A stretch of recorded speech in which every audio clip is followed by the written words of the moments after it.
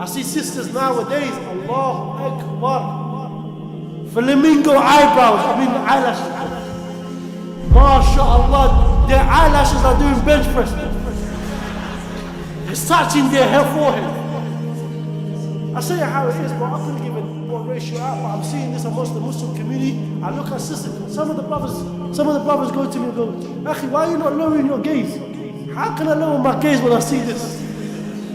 You understand? You look ridiculous. Seriously.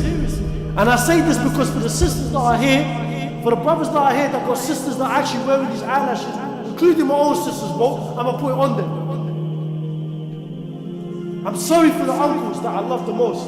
Here, the elders, the ones with the grey beard, the ones that are fathers, are our uncles. But I'm gonna say some things that are in detail. These eyelashes was started off from who? A prostitute, a French prostitute. You know why? Because when she used to do these eyelashes, because of her prostitution, she never used to let certain substance get into the eye. And now you got sisters wanna wear these eyelashes.